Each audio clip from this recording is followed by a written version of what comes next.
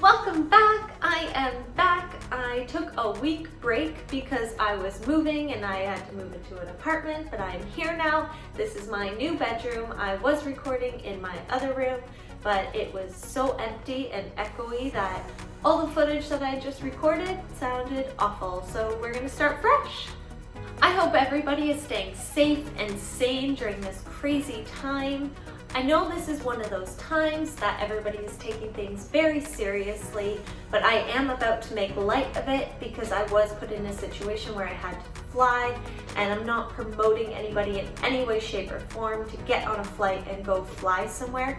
It just happened to be a situation I was in, and I'm gonna show you how it went and honestly, how easy it was. My life was great till you added colors. Like the moon needs the sun, we don't care about the others. So I actually did a lot of research before booking my flight, and unfortunately on every single government website it doesn't tell any person that has a visa for the UK how to get in or if they're allowed in. I actually emailed this COVID UK hotline thing that was supposed to help travelers get information and got no response as well. So the one thing that every single website did say was that I should contact the airline that I was planning on flying with just to get some information out of them and see what the restrictions were before actually booking a flight. So that's what I did. I didn't actually film myself calling Air Canada, but when I did call, she was so confused as to why I was even calling her. But she did actually end up looking up the restrictions for me and said that the UK and Canada had 0 restrictions. So I booked my flight. I usually pack very last minute, but because of everything going on, I wanted to take a couple days, make sure I had absolutely everything I would need to fly.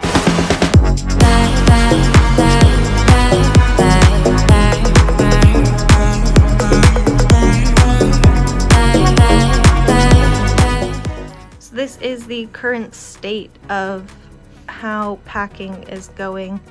It's just a big mess on my bed and in my closet. It's a mess. I apologize.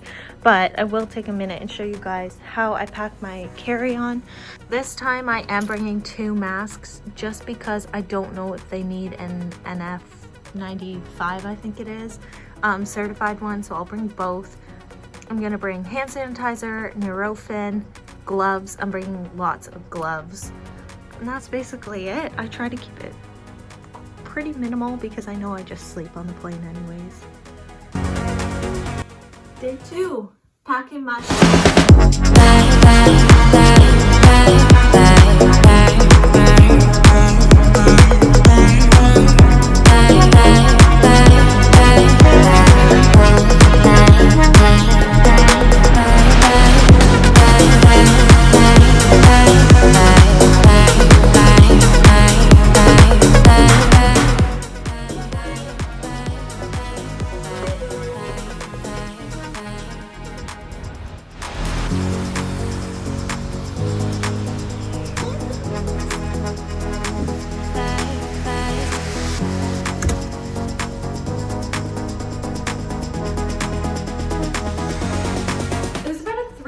drive to the airport. I received an email saying that in the airport on arrival, you will have a fever check, you have to wear gloves and a mask, which I was 100% okay with because I wanted everybody to feel safe and comfortable while we were there.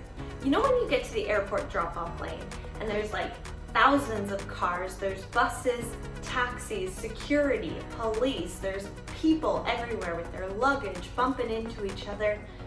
This was not like that. It was a ghost town. A man probably younger than me was running the drop-off lane, and he actually let my parents park up. He said they could go in to use the bathroom if they needed to, which they ended up doing. He did tell us that when we walked in, there would be a sanitizing station and we might be asked to put on masks. I thought maybe with a worldwide pandemic going on that the airport would have these sanitizing stations when you walked in, but they didn't. And I also kind of hoped a little bit that they would ask for my boarding pass when I walked in so that random people weren't just walking into the airport and using it as a public space. No one in the airport ever actually asked me to put on a mask, but when I was walking up to the check-in station, I did see that all the workers were wearing masks, so I thought, okay, I'm gonna put mine on just to be safe. In my personal opinion, I think that the check-in could have been done a bit safer and a bit more sanitary, but when I first walked up, the man gestured me over to the electronic check-in station. So I just thought, okay, I guess that's what we're doing now. I walked over, put in all my information. As I was doing that, I just kept thinking, so many people have touched this. I did try and put on my gloves and do it, but the machine didn't work when I had gloves on. When I finished at the machine, I actually did have to end up going to a face-to-face check-in anyways. So me going to the machine and touching all those buttons was pretty much pointless. I understand that the flight attendant that was doing the check-in isn't a security officer, but she never once asked me for my reason of travel. She also never asked to see my visa, which is like an ID card, to see if I was actually allowed into the UK. When I got to security, they did take my temperature, which it was normal, so they let me through. I didn't have any station to empty my water or anything like that, so when I got to the security, the man said, "Do you have any liquids?" When I told him I did, he asked me if they were large or small, and I said, small, and he went, okay, and on I went through.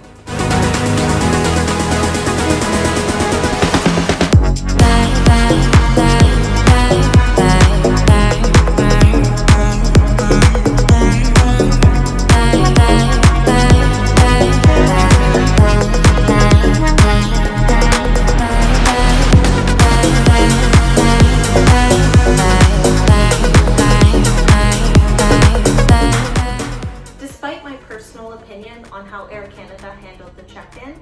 They were really good when it came to safety.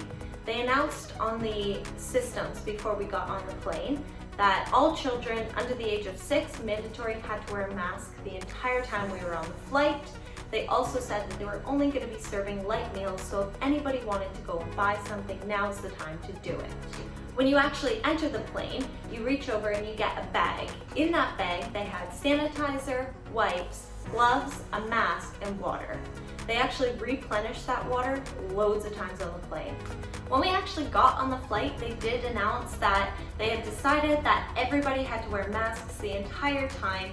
So that's how I ended up getting a little cut on the bottom of my chin here, is because my mask was too big and was rubbing on the bottom the entire time. You weren't allowed to take it off other than if you were planning on eating or drinking.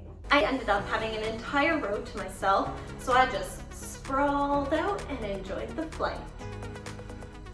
I was so nervous to get off that flight. I thought that maybe in the 7 hours that I had been on the plane, that the UK had implemented a rule about isolating, which they hadn't done before I got on. I was prepared with my pay slips, everything. I was ready.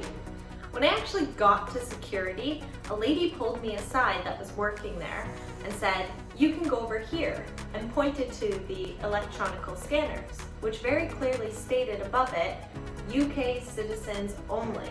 I showed her my passport and said, "I can't go there, I'm a Canadian citizen." She went, no, it will work, go." So off I went, scanned my passport, and boom, I was in the UK.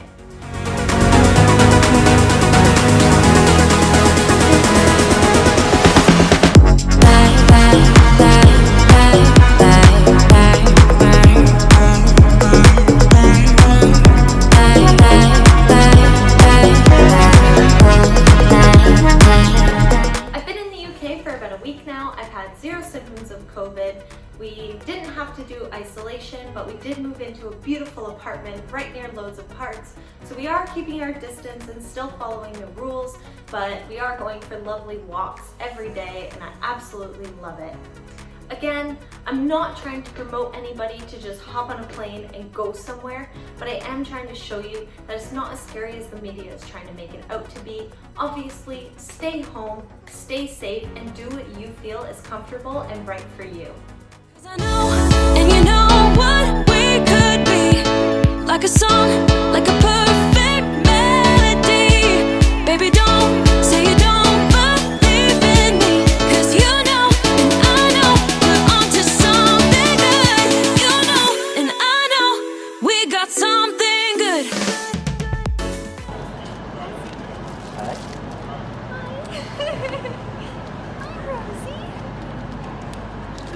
I make lots of